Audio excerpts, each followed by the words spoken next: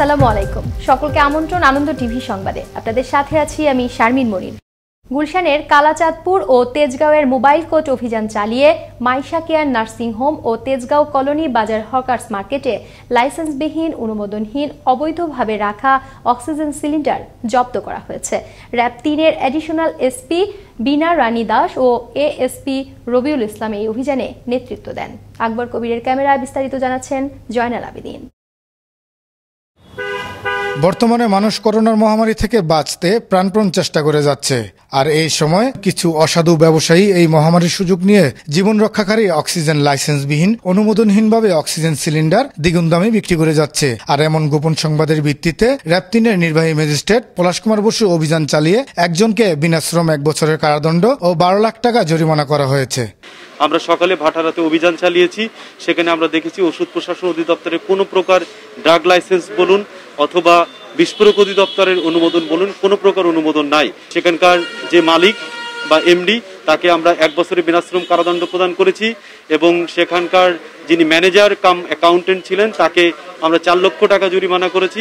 এছাড়াও তিনি আরো বলেন, মেডিকেল অক্সিজেনটা হচ্ছে লাইফ সেভিং একটা মেডিসিন, এটা মুমূর্ষ রোগীর জীবন বাঁচাতে পারে। সুযোগের সদ্ব্যবহার করে মানুষকে প্রতারিত করছে এবং উনি সরকার নির্ধারিত যে দাম আছে তার থেকে উনি ২ থেকে ৩ গুণ বেশি দামে বাজারে বিক্রি করছে। তাকে আমরা ৫ লক্ষ টাকা জরিমানা করেছি। ওনাকে ভোক্তা অধিকার সংরক্ষণ আইনের বিভিন্ন ধারায় ৩ লক্ষ টাকা জরিমানা করা হয়েছে। শুধু অভিযান দিলেই হবে না, সকল সচেতন নাগরিককে এগিয়ে এসে যার যার অবস্থান থেকে সঠিক তথ্য দিয়ে সহায়তা করতে হবে র্যাবকে। তাহলে হয়তো আমরা সুদিনে ফিরে যেতে পারি, নয়তোবা হারাতে হতে পারে পরিবারের আপনজনদের। জয়নাল আবেদিন, আনন্দ টিভি, ঢাকা। করোনা ভাইরাসের শীতল ছোবলের বিষাদময় ছোঁয়া লেগেছে নওগাঁ জেলার বদলগাছি উপজেলার গরু খামারিদের। গরু বিক্রির সকল হাটবাজার বন্ধ থাকায় খামারিরা গরু বাজারজাত করতে না পারায় পড়েছেন চরম বিপাকে।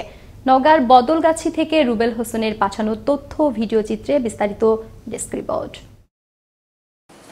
জেলায় ছোট বড় গাভীর খামার ১৬৩৮টি, হৃষ্টপুষ্ট খামার ৭০৬১টি, মহিষের খামার ৪২টি, ছাগলের খামার ১৫১৩টি। এতদূর সত্ত্বেও করোনার কারণে গরু, মহিষ, ছাগল অর্ধেক দামেও কেউ কিনছে না এখন। এছাড়াও আসন্ন কোরবানি ঈদকে ঘিরে যদি গরু ছাগল বিক্রির জন্য হাটগুলো খুলে দেয়া না হয়, তাহলে খামারিরা তাদের খামারে বড় করা গরুগুলো বিক্রি করতে পারবে কি পারবে না সে নিয়ে দুশ্চিন্তার ভাঁজ কপালে স্পষ্ট। বর্তমানে করোনা ভাইরাসের কারণে আমরা দুধের গাভী আছে আমাদের, এই দুধ বিক্রি করতে পারতেছি না বাজারে। গরু কেনা বেচা হচ্ছে না, আমার গরুর মোটামুটি সব রেডি হয়ে গেছে, বিক্রি করতে পারতেছি না, এমন একটা অবস্থা। হাট বাজার খোলা না থাকার জন্য আমি এইটা বিক্রি করার জন্য খুবই দুশ্চিন্তার মধ্যে পড়ে গেছি। মাঠ পর্যায়ে যাচাই বাছাইয়ের মাধ্যমে একটি তালিকা করে প্রকৃত ক্ষতিগ্রস্ত ছোট বড় খামারিদের স্বল্প সুদে ঋণ দেওয়ার কথা জানালেন উপজেলা নির্বাহী প্রাণী সম্পদ কর্মকর্তা। খামারিরা যে আর্থিক ক্ষতিগ্রস্ত হয়েছে, এই জন্য আমাদের লাইভস্টক ডিপার্টমেন্টের একটা চলমান প্রকল্প এলডিডিপি, সেই প্রকল্প থেকে ইতিমধ্যে কিছু উদ্যোগ নেওয়া হয়েছে। আমরা হয়তো আশা করতেছি অফিসিয়ালি চিঠি পেয়ে যাব খুব শীঘ্রই।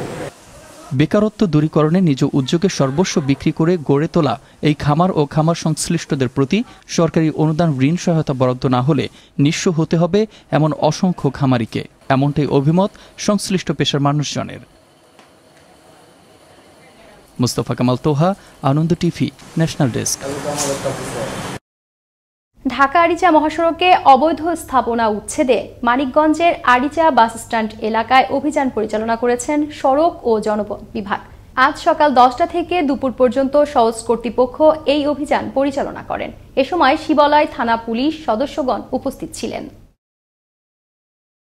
ময়মনসিংহের ভালুকায় করোনায় আক্রান্ত হয়ে সোমবার বিকেলে ময়মনসিংহের এসকে হাসপাতালে চিকিৎসাধীন অবস্থায় মৃত্যু হয় শচীন্দ্রনাথ নামে স্কয়ার ফ্যাশন কারখানার ডাইং সেকশনের এক কর্মকর্তার। এদিকে সোমবার ভালুকায় নতুন করে আরও 9 জন সহ 183 জন করোনায় আক্রান্ত হয়েছেন। মারা গেছেন 2 জন, সুস্থ হয়েছেন 10 জন।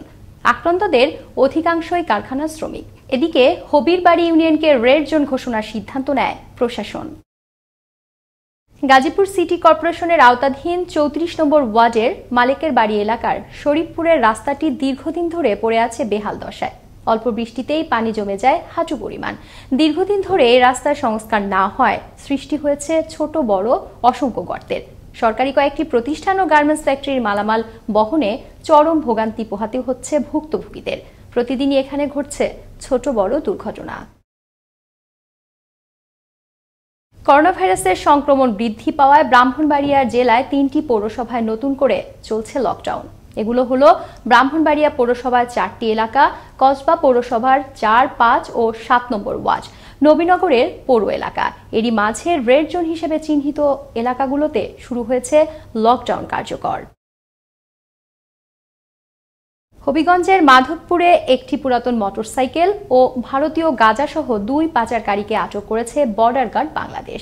সোমবার হবিগঞ্জ 55 ব্যাটালিয়নের হরসপুর বিওপির নায়েব রফিকুল ইসলামের নেতৃত্বে বিজিবি সদস্যরা উপজেলার ধর্মঘর ইউনিয়নের অভিযান চালিয়ে 1 কেজি ভারতীয় গাঁজাসহ 2 পাচারকারীকে আটক করে। ঝিনাইদহের হরিণাকুণ্ড উপজেলায় ফুটবল মাঠে মঙ্গলবার সকাল 10টায় নিম্ন আয়ের সাধারণ মানুষের কাছে সাশ্রয়ী মূল্যে নিত্য প্রয়োজনীয় খাদ্য সামগ্রী পৌঁছে দিতে উপজেলা পর্যায়ে পণ্য বিক্রি শুরু করেছে সরকারি সংস্থা trading corporation of Bangladesh TCB. উপজেলা পর্যায়ে সরকারি প্রতিষ্ঠানের ডিলার কর্তৃক এমন আয়োজনের খবরে দূর দূরান্ত থেকে পণ্য কিনতে ছুটে আসছে নিম্ন আয়ের মানুষ। কম দামে পণ্য পেয়ে উচ্ছ্বসিত স্থানীয়রা। জামালপুরের সরিষাবাড়ির মাজালিয়া গ্রামের আবুল কালামের কন্যা শিশুটি পানিতে পড়ে মারা যায়, এমনটি জানা ছিল সবার, কিন্তু না, থাকে ঘটনার পিঠেও ঘটনা। তাহলে শিশুটি মারা যাওয়ার কি সেই ঘটনা? জামালপুরের সরিষাবাড়ি থেকে নাসিম উদ্দিনের প্রতিবেদনে বিস্তারিত। গত 10 জুন জামালপুর সরিষাবাড়ির মাজালিয়া গ্রামের আবুল কালামের শিশুটি মারা যায় পানিতে পড়ে। এমন ঘটনায় শিশুটির সৎ মা থেকে শুরু করে সবার হৃদয়ে নেমেছিল মায়া মমতার নহর বেয়ে চোখের পানি। কিন্তু না, ছলনাময়ী চোখের পানিতে বুক ভাসিয়ে সৎ মায়ের কান্নার আড়ালে বেরিয়ে এলো শস্যের ভিতরের ভূত। সৎ মা তার সন্তানকে ঘরের মধ্যে গলা টিপে মেরে পানিতে ফেলে দিচ্ছে। ঘটনাটি নিয়ে এলাকার মানুষের মনেই শুরু হয় প্রথমেই সন্দেহের ধারাবাহিক জাল। পরে পিতার অভিযোগের ভিত্তিতে শুক্রবার রাতে পুলিশ সেই সৎমাকে আটক করে জিজ্ঞাসাবাদ করলেই পাওয়া যায় সৎমায়ের সংশ্লিষ্টতার প্রমাণ। সৎমাকে পাঠানো হয় জেল হাজতে। এরপর নির্দেশ আসে আদালতের। রোববার কবর থেকে নিহতের লাশ উত্তোলন করা হয়, পাঠানো হয় ময়নাতদন্তের জন্য মর্গে। একথাই জানালেন মুঠোফোনে এই কর্মকর্তা। গতকালকে কোর্টের নির্দেশে আমাদের জামালপুর জেলার ম্যাজিস্ট্রেট নিয়োগ ভ্যালি এখানে আসেন এবং কবর থেকে তার লাশ উত্তোলন করা হয় এবং ম্যাজিস্ট্রেটের উপস্থিতিতেই থানা পুলিশ কর্তৃক মামলার যে আয়োজন প্রস্তুত করে সেই প্রাপ্তির পরে পরবর্তী ব্যবস্থা গ্রহণ করবে। এলাকায় চাঞ্চল্যের সৃষ্টি হওয়া এই হত্যাকাণ্ডের দ্রুত বিচারের দাবি জানিয়েছেন এলাকাবাসী। তাহলেই প্রমাণ হবে শস্যের ভূতেরাও আইনের ঊর্ধ্বে নয়। Mustafa Kamal Toha, Ananda TV, national desk. জামালপুরের মেলান্দহ উপজেলায় মাহমুদপুর ইউনিয়নের সংরক্ষিত মহিলা মেম্বার পেয়ারা বেগম ও তার সহযোগীদের অনিয়ম, জমি দখল ও দুর্নীতির প্রতিবাদে বিক্ষোভ মিছিল ও মানববন্ধন করেছে এলাকাবাসী।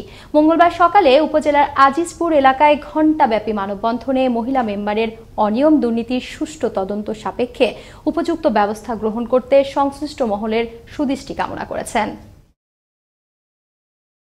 কুয়াকাটার একটি রিসোর্টের 6তলা ভবনের ছাদ থেকে পড়ে লিচাং নামের এক চীনা নাগরিকের রহস্যজনক মৃত্যু হয়েছে। সোমবার রাতে ভবনের নিচ থেকে তার লাশ উদ্ধার করে মহিপুর থানা পুলিশ। নিহত লিচাং পার্শ্ববর্তী জেলা বরগুনার তালতলিতে নির্মাণাধীন কয়লাভিত্তিক তাপবিদ্যুৎ কেন্দ্রের সহকারী প্রকৌশলী হিসেবে কর্মরত ছিলেন। তার বাড়ি চীনের বেইজিং এলাকায় বলে জানা যায়। গাজীপুরের শ্রীপুরের নগর হাওলা গ্রামে পানিবন্দী হয়ে মানবতর জীবনযাপন পালন করছে কয়েকশো পরিবার। ব্যাহত হচ্ছে স্বাভাবিক জীবনযাত্রা, তলিয়ে গেছে ফসলি জমি, ঘরে ঘরে ছড়িয়ে পড়েছে পানিবাহিত রোগ।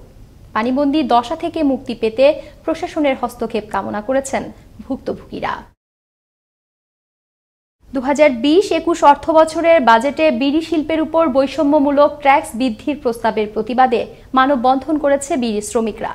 দুপুরে রাজধানীর সেগুন বাগিচায় জাতীয় রাজস্ব বোর্ড কার্যালয়ের সামনে মানববন্ধনে বক্তব্য প্রদান করেন বাংলাদেশ বিড়ি শ্রমিক ফেডারেশনের সভাপতি MK বাঙালি ও সাধারণ সম্পাদক আব্দুর রহমান সহ অন্যান্যরা। এই ছিল এখনকার মতো। আনন্দ টিভির সংবাদ দেখুন প্রতিদিন বিকেল 5:30 এবং রাত 9:30। করোনা থেকে আপনি এবং আপনার পরিবারকে সুরক্ষিত রাখতে স্বাস্থ্যবিধি মেনে চলুন। আনন্দ টিভির সঙ্গে থাকার জন্য সকলকে ধন্যবাদ।